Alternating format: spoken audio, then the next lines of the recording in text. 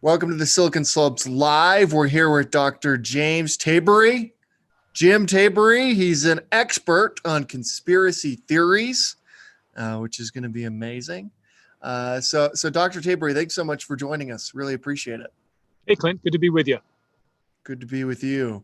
So, of course, there's a lot of conspiracy theories going around due to COVID-19 and everything involved in it. But what are some of them? What are some of the most fascinating and interesting that you've come across?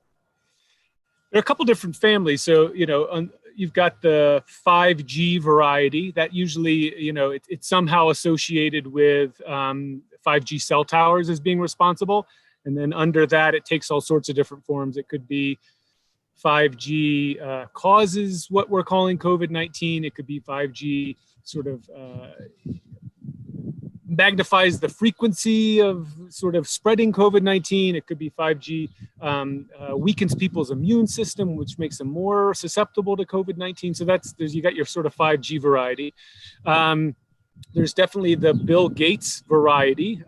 Somehow or another, Bill Gates is behind it. It could be either he caused it and he's sort of using it in some way or another to take advantage. It could be he just positioned himself well. So when this came along, now he's trying to take advantage of it with vaccines.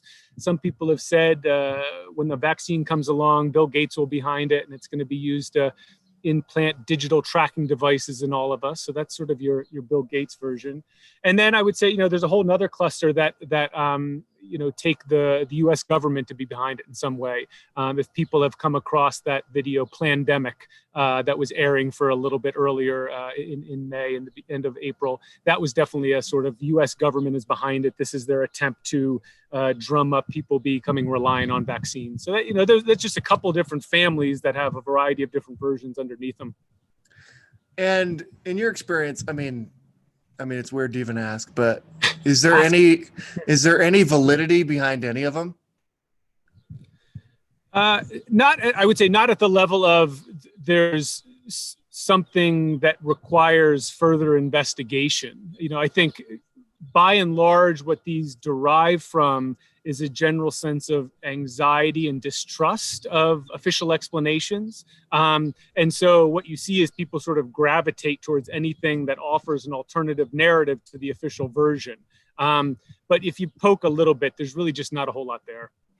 So there's lots of conspiracy theories, as you just mentioned, floating around due to COVID-19. What about this pandemic is causing this type of thinking? I think one thing in particular is worth highlighting. An infectious disease pandemic like this, it just lays bare how interconnected we all are, right? I mean, how connected we are to our neighbors, to our coworkers. Also an infectious disease, it doesn't respect county lines or state lines or international lines. And so when that's the reality, the effective measures for dealing with that problem require a great deal of coordination and collaboration. They also require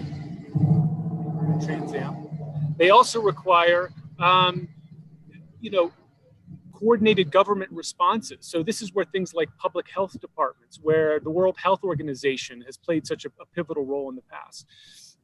And just the fact of the matter is there's a variety of people out there, many people that have a particular political worldview that see coordination, collaboration as being sort of, code word for communism and are very distrustful of things like public health and the World Health Organization. And so I think that when you're faced with a threat that requires coordination and collaboration, and the things that you have to turn to that are equipped for dealing with it are things that you already aren't inclined to trust, then it just sort of it creates a fertile ground for people to generate alternative stories that deny the official story. So some companies like Facebook and YouTube have been removing like content and videos around COVID-19 with some of these conspiracy theories content. They've been just removing them entirely from their platform. Is that something that they can legally do? And then I think that's the first question. The second question, is that something that they should morally do? Great. Yeah. The legal question is straightforward. They absolutely have the legal right to do that. You'll sometimes hear people say that when these companies do that, it's infringing on their First Amendment, right? They sort of say, hey, I posted pandemic and now it's been taken down by YouTube or something. That infringes on my First Amendment. And that's not true. The First Amendment applies to the government, right? So the government can't censor these things. Facebook, Google, YouTube, these are all private companies. And so they're perfectly within their legal rights to say, we're just not, providing a platform for that. On the moral question, I think, again, the answer is yes. It's very clear that these things are harmful, right? I mean, when we've got plenty of public health expertise saying social distancing helps limit the spread of this, wearing masks is an effective way to limit the spread of this.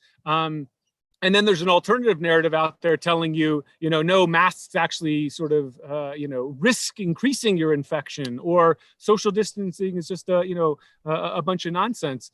That's dangerous. And so I think, as far as the moral argument goes as well, these companies, can very, clearly say, look, we're not willing to create a platform or allow these things to circulate when the harm is so clear.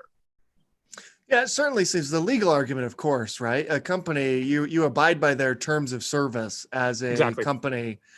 So when you're on a company's platform, it's their platform. You don't own that platform. And so you got to, that makes all the sense in the world. So what can we learn from past conspiracy theories to shed light on these current ones in the current situation? One thing we can learn, this goes back to the question that you asked at the beginning, Clint, it's that by and large, attraction to conspiracy theories is less about people being drawn to any particular conspiracy theory and more about being deterred from or running away from the official story. So let me give you an example of this. After the Obama administration took out Osama bin Laden, some researchers at Britain surveyed a bunch of people and basically asked them, do you buy the official version about the takedown of Osama bin Laden? And if they said no, then they asked them a series of other questions about how believable they thought these alternative explanations were. And what they found was people who didn't buy the official version of, SEAL Team 6 goes in and gets them, were both inclined to think, one, Osama bin Laden was already dead when they got there. And two, Osama bin Laden is still alive. They never got him, right? So what that conveys is, it's not really, they're not drawn to any particular one. They just, anything that's, that smacks of alternative to the official story is believable to them. And when we go to the current, the COVID pandemic, we see something similar going on. If your Facebook feed is anything like mine, the people who are posting these things are posting them fairly indiscriminately, right? I mean, they're telling me it's 5G and it's Bill Gates and it's Nancy Pelosi and it's a lab in China and it's Dr. Fauci. And so what that says is, right, I mean, it's not like there's one particular thing that they think is really kind of what's going on here. There's just the general anxiety and distrust of the official story, and anything that offers an alternative narrative, even if multiple ones they're promoting are incoherent, is still something that they're willing to offer up as something that's worth considering. You have a fascinating job. Your job is so fascinating to dig deep on conspiracy theories. I love that. It's a lot of fun. And we never run out of material. Thinking back, and this is totally off the wall, but let's get sidetracked here a little bit. Like there's a conspiracy theory in history. I'm just wondering if there's any conspiracy theories in history that have any validity now as you look back on them. The one that pops into my head is the Kennedy assassination. Yeah. And was Oswald. I mean, there's been so much, documentaries and books about whether Oswald was the guy who actually did it, whether there was actually a second shooter, all these various things. I mean, looking at that one or any others, do any of these turn out to be true? Yeah, that's a great question. Later? I mean, the reason it's so important to recognize that point is because it's one of the things we need to keep in mind about why there's a legitimate attraction to conspiracy theories, right? And so we don't even have to go to something like the JFK assassination. Think about something like Watergate, right? I mean, Watergate, right, as it was unfolding, and Woodward and Bernstein are reporting on it from the newspaper, is being written off as a conspiracy theory by the Nixon administration, right? So I think you don't have to necessarily go to JFK. It's there are examples of where people have come out and said, hey, I think something shady is going on here. And it gets swept away as, oh, that's just a silly conspiracy theory. And so I think that's a reminder, to your watchers and your listeners that it's not just enough to say, oh, that's just a conspiracy theory. Really what you want to do is say, hey, is there anything of substance here, right? Is this something that the official version looks like it's the best explanation of all the data points? Or does it look like actually, no, there's more holes than the official version can stand. And we've got one clear alternative that does a better job of explaining it. And, to get to the current, situation we're all living through, there isn't, any single Bill Gates 5G pandemic version that really does better than the official version, which is, this is just a horrifying pandemic. So are there things to look for to help distinguish when a conspiracy theory might have some merit versus when it's gone completely off the rails? Yeah. I mean, typically it's not like there's a clear line when something's crossed over, but I think there's some things you can look out for. One is, you want to be skeptical of things that are overly complex, right? The more complex it is, the more people have to be in on it and keeping a secret, the less likely it is to be true, because the world just doesn't, typically play by those rules. There's another, good bit of advice I give my students. It's never attribute to malice that which can be adequately explained with stupidity. Typically conspiracy theories, they gravitate towards whatever happens is because some nefarious people are up to nefarious things and it's playing out exactly as the sort of puppet masters intended it. And the reality is, again, humans just aren't that good at controlling the world. Things happen all the time. Because, it could be stupidity, it could just be lack of information, ignorance, uncertainty. But I think a lot of what's happening in the COVID-19 pandemic is we're dealing with a novel coronavirus that doctors haven't seen before, that public health officials haven't seen before. And so the models are getting updated as time goes on. What we know about how to treat it is getting updated as time goes on. And I think for people from the outside that aren't used to seeing that, it can be very unnerving. And it's natural to think like, yeah, these people just don't know what they're talking about, or they're a part of some conspiracy. But, the reality is they're operating with a lot of uncertainty. That doesn't necessarily mean there's something nefarious. You mentioned like on your Facebook feed, and probably everybody watching this, their Facebook feed, kind of friends and family putting out, various COVID-19's conspiracy theories. What should somebody do in that situation when a friend or a loved one is espousing these conspiracy theories?